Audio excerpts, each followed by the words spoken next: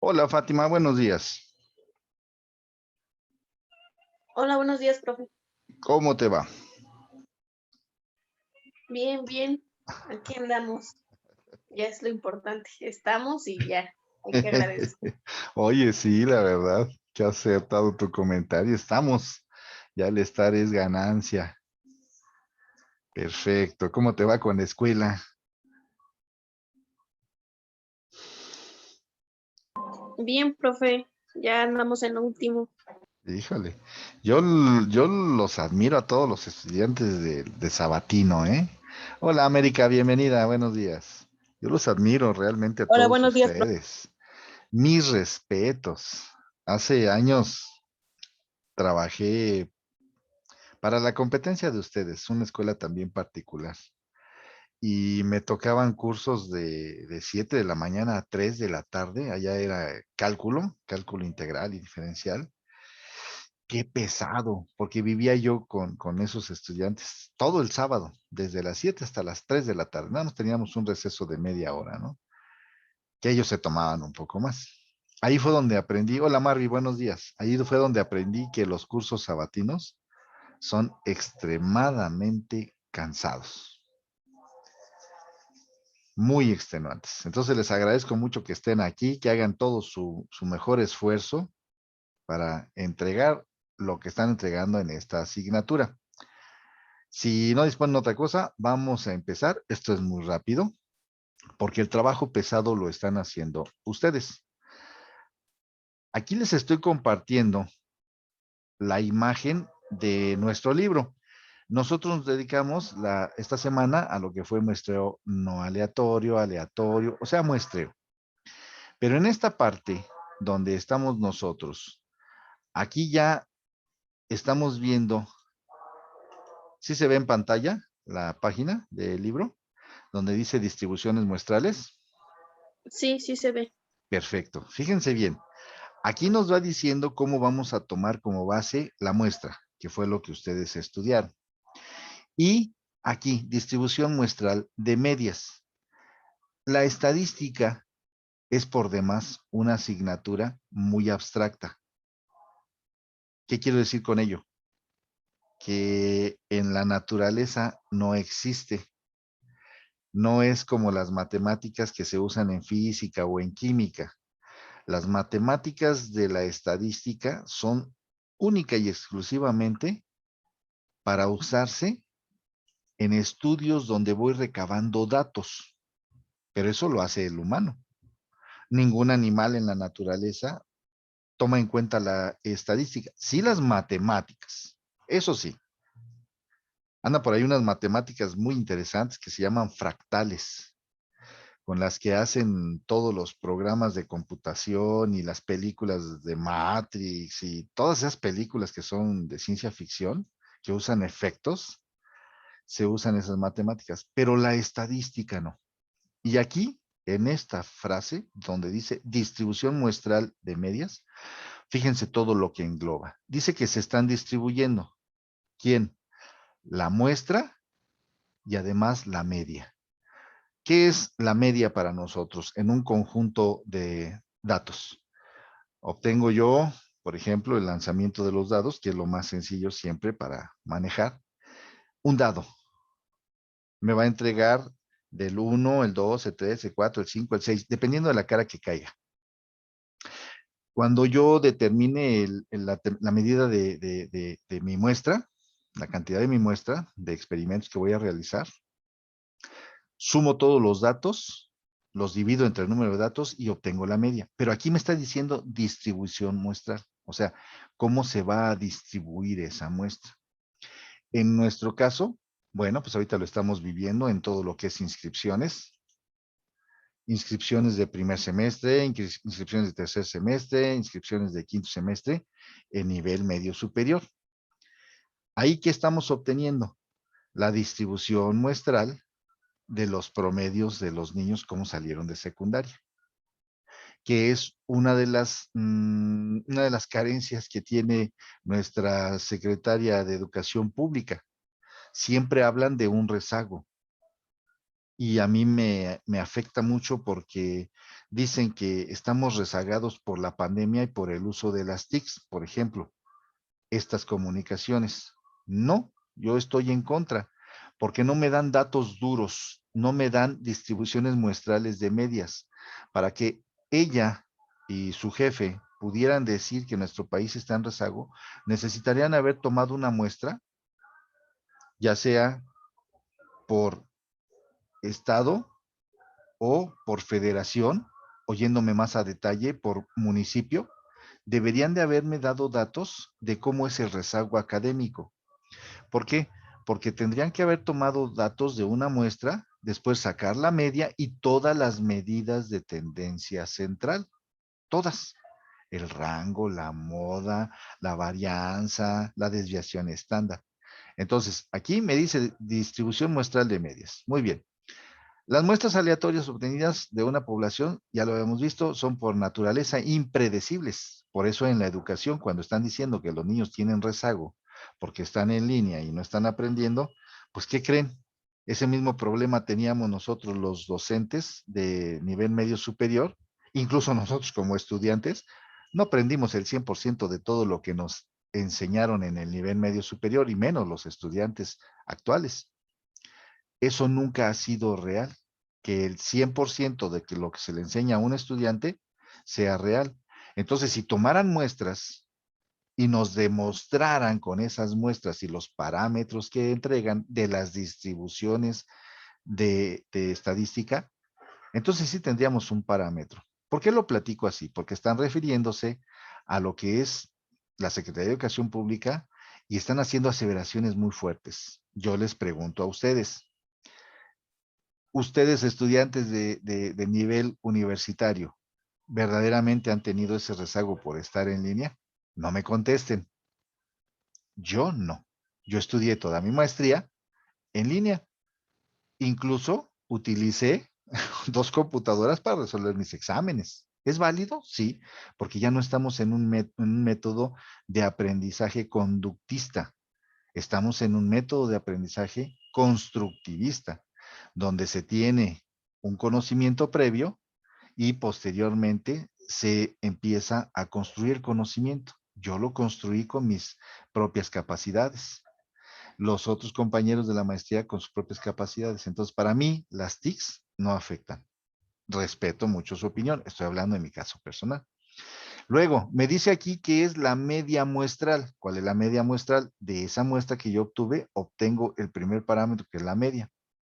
Luego, dice que cualquier estadístico, como la media muestral, calculado a partir de las medias o elementos de una muestra aleatoria, cambia su valor de una muestra a otra. Quiere decir que vamos a tener el error que se aprendió en la semana pasada.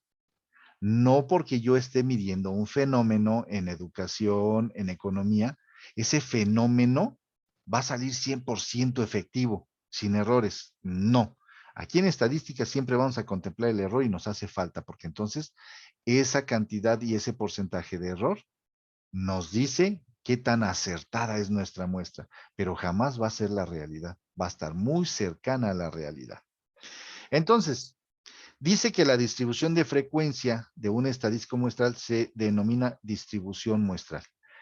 Como vimos, tomamos las muestras y aquí empiezan a salir las distribuciones muestrales.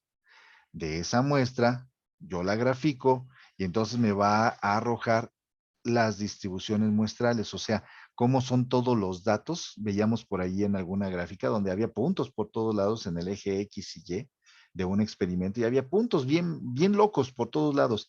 Yo quería que se parecieran a una línea recta. No, eso nunca va a suceder. Va a haber datos que están arriba, abajo de esa tendencia. Entonces, dice que la distribución muestral de los estadísticos es la de todos sus valores posibles, o sea, va a ser representativa. ¿Qué quiere decir con ello? Fíjense bien, tengo aquí la población en esta figura. Voy a obtener una, dos, tres. Yo determino cuántas son las muestras que voy a tomar de aquí, de esta población que está aquí en este óvalo. Yo voy a tomar las muestras. Cada una de ellas, ¿qué me dice la figura? Que voy a tener una media. porque la X testada, que es la rayita de arriba, es la media de esta muestra. ¿Cómo la obtuve? Sumando todos los datos entre todo el número de datos. Aquí, la muestra 2 igual, la muestra 3 igual, así se obtienen todas. ¿Por qué se hace un muestreo de una población? Porque dependiendo del tamaño de la población, yo veré cuántas muestras voy tomando para acercarme cada vez más a una realidad. Ahora, cuando me dicen que es una distribución muestral de medias, fíjense bien, yo aquí tengo toda la población y ahora me interesa de esa muestra un parámetro, la media. Luego, de la muestra 2, ¿qué me interesa? El parámetro de la media de esa muestra 2. Después, en la muestra 3, la 3. Y aquí me dice que yo voy a incrementar mi media, dependiendo de las muestras que tome, hasta un valor K, que va desde 1, 2, 3. Los puntos suspensivos me dicen que sigue X4, X5, 6, 7, hasta la K. Yo la determino la K. Si es hasta la 10, entonces los puntos suspensivos me dicen que está el X4, el 5, el 6, el 7, el 8, el 9 y el 10. Eso es lo que me indica esta figura. Que lo más importante para mí entonces es saber cuál es mi población, tener una idea, tomar las muestras y después obtener las medias de cada una de esas muestras. Vámonos a un ejemplo. Se eligen muestras ordenadas de tamaño 2 con reemplazo, o sea, yo voy tomando datos y los vuelvo a reemplazar.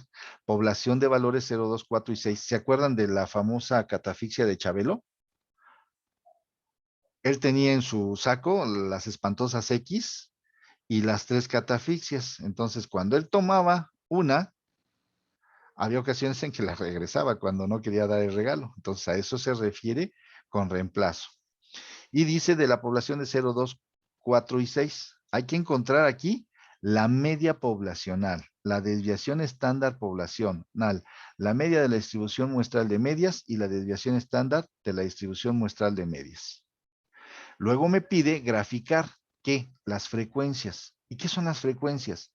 Si yo tengo una bolsita con canicas y meto más de un solo color, con qué frecuencia van a salir las canicas si yo las voy tomando y no me voy fijando en el interior para elegirlas. Probablemente salgan más de ese color que yo metí, de las canicas que predominan allá adentro en la bolsa. Entonces, la desviación estándar de la distribución muestral de medias. Entonces vamos a graficar y obtener la distribución muestral de esas medias. ¿Cómo se hace? Fíjense aquí. Empezamos con la fórmula. Me dice que la media, ¿cuál es la media que estoy aquí analizando? La media poblacional. Es obtener los datos que yo voy recabando del experimento entre el número de experimentos. Aquí la media poblacional es 3. Luego me dice que grafique. ¿Qué voy a graficar? De mi población, ¿quién es mi población? 0, 2, 4 y 6. Lo voy a poner en el eje de las X. Aquí, 0, 2, 4 y 6. ¿Y qué me dice de la frecuencia? Que es 1.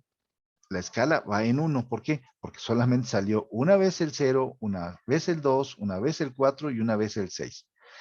Cuando yo lo grafico, por eso me sale la gráfica aquí, parejita. ¿Cuántas veces salió el 0? 1. ¿Cuántas veces salió el 2? 1. ¿Cuántas veces salió el 4? 1. ¿Y el 6? 1.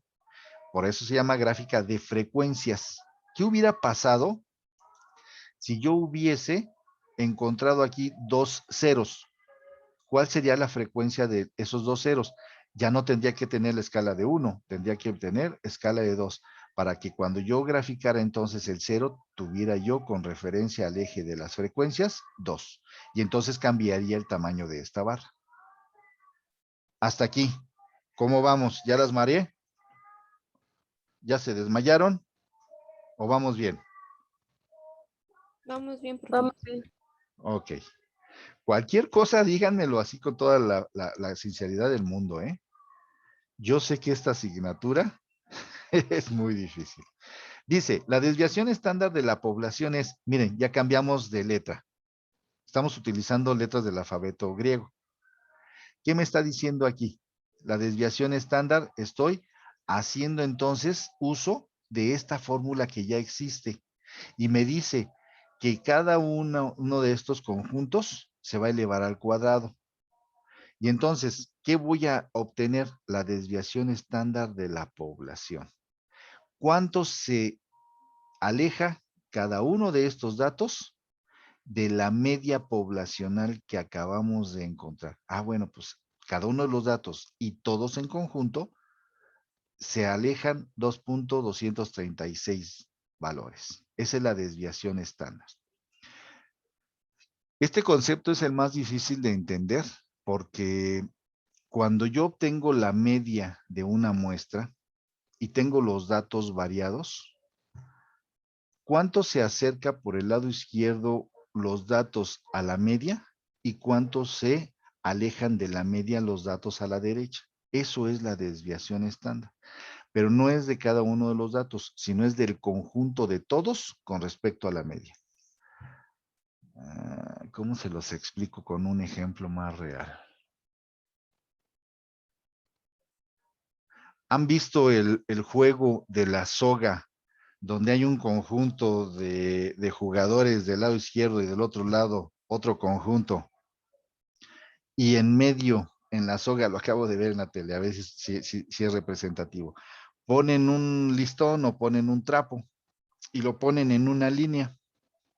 La desviación estándar es cuando empieza el juego. De este lado, del lado izquierdo, donde están los jugadores de ese equipo, todos tienen pesos diferentes. Luego, los que están del lado derecho, aunque son conjunto, todos tienen pesos diferentes. La desviación estándar sería de la línea del medio donde estaban partiendo antes de jugar. ¿Qué sucede en el instante 1 cuando empiezan todos a jalar? La desviación estándar de todos jalando la soga o se va hacia la izquierda o se va hacia la derecha. Y cuando yo digo cómo se comporta cada uno de esos jugadores con respecto a esa línea central, que es la media central, de tendencia central, y cómo se comportan los del lado derecho, todos jalando al mismo tiempo. Hagan de cuenta que entonces esta desviación estándar es así. Aunque yo lleve a cabo, por ejemplo, el experimento de lanzar los dados una vez, dos veces, tres veces, voy recabando datos, cuando yo obtengo la desviación estándar, me estoy fijando qué hicieron todos los datos, aunque no los lancé en el preciso momento, sino fueron uno con su tiempo, los estoy viendo cómo todos se desviaron de la media, de la medida de tendencia central. ¿Sí fue un poquito más claro? Luego, fíjense bien, aquí está. Esta fue la muestra que yo obtuve. El 00, el 02, el 04, el 06. ¿Qué pasó? ¿Cómo obtengo esta media? Sumando estos datos y dividiéndolo entre 2. Fíjense aquí. 2 entre 2, 1. 4 entre 2, 2. 6 entre 2, 3. Y entonces así se obtiene la media de aquí. ¿Por qué? Porque yo obtuve dos datos y ahora quiero saber la media. Distribución de frecuencias, la media, aquí está, 0, 1, 2, 3, 4, 5 y 6. Son los valores que tengo de la media. Y la frecuencia, el 0 se obtuvo una vez, la frecuencia del 1 fueron dos veces, y así lo voy analizando. ¿Qué sucede con esta gráfica? ¿A qué se parece? Cuando yo grafico esta tabulación, que fue la media y las frecuencias de este experimento, se empieza a formar, véanlo bien, aquí el punto sería en el origen. Después en el extremo de esta barra, de esta línea, de esta barra, de esta barra, ¿qué voy formando?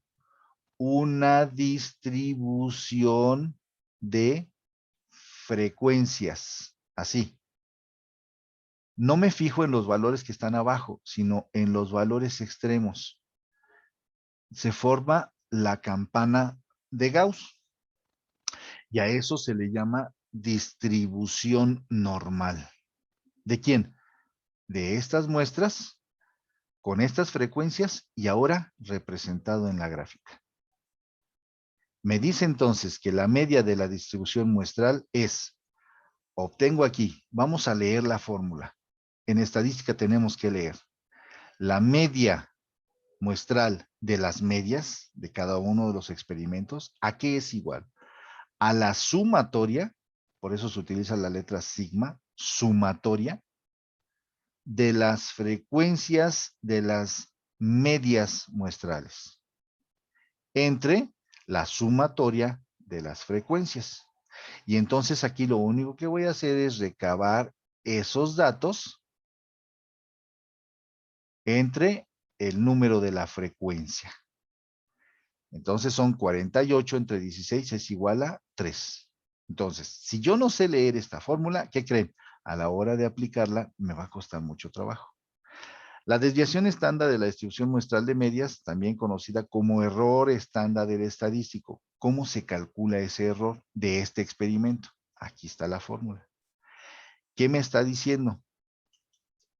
Que esta distribución estándar de estas medias, ¿a qué es igual? A la raíz cuadrada. ¿De dónde salió esto? Porque la desviación estándar siempre va elevada al cuadrado, pero para que yo la pueda calcular, la tengo que despejar. Si aquí está la potencia 2, ¿cuál es su opuesto aritméticamente a la potencia? El radical. Entonces, por eso lo paso al otro lado como radical. ¿De quién? De una sumatoria de valores positivos de la diferencia de la media de cada uno de los experimentos menos la media muestral.